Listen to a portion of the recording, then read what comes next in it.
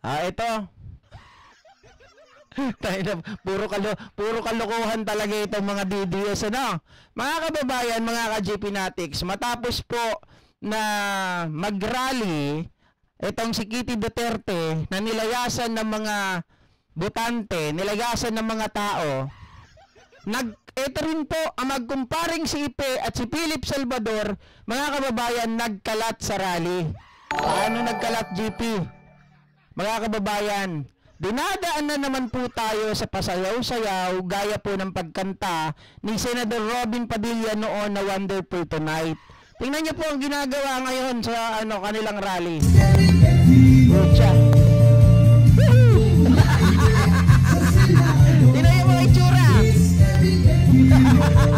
Yan ang kanilang plataforma.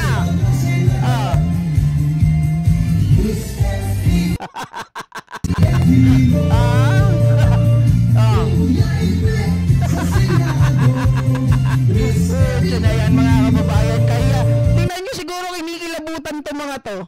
Diba? May paganyan-ganyan po. Yan lang yung plataforma nyo, mga buwisit kayo.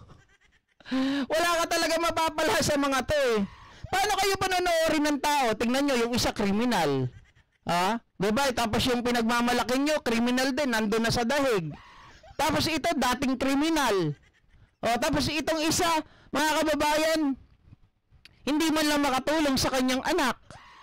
May pasayaw-sayaw pa.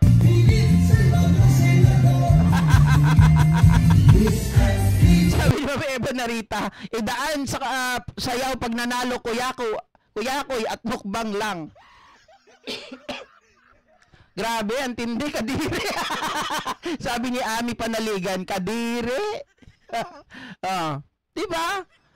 Kayo ba, iboboto nyo yung ganito, mga ka-GP Natics? Diyos ko, yung mga pasayaw-sayaw dyan sa mga politiko, huwag nyong paniwalaan yan. Yung mga pakanta-kanta na yan, huwag nyong paniwalaan yan.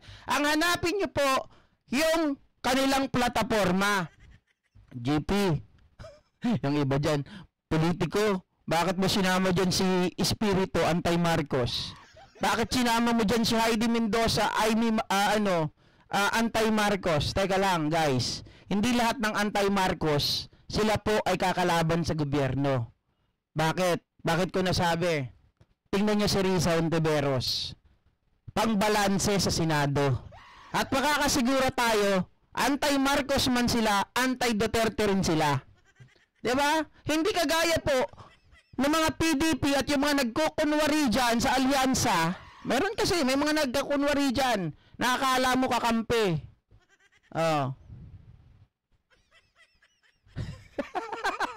Sabi ni Rogs Contreras, si Revilla ano tawag?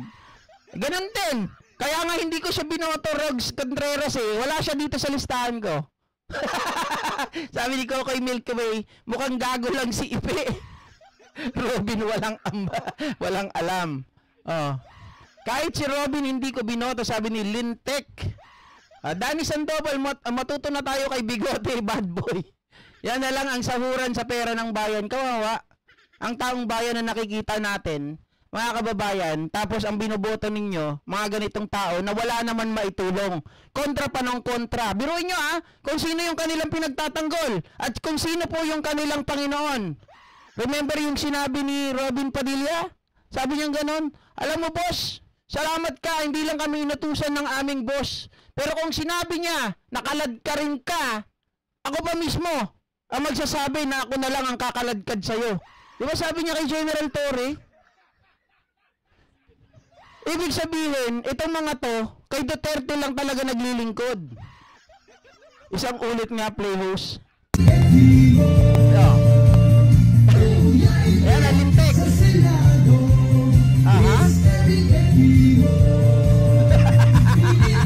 Parang ano lang, hinete ng kabayo eh.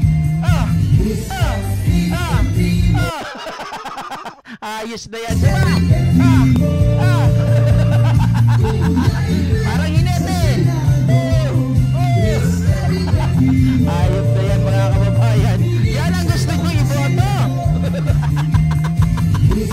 Imbes na plataforma, ang kanilang sabihin, yung sayaw ang pinakita. Hindi kayo entertaining. Akala nyo entertaining kayo? Nabubuisit ng mga tao sa inyo, kaya siguro pagdating kay Kitty, wala nang tao. Diba? Salamat Lintag ha, sa pag-share ng blessing ha.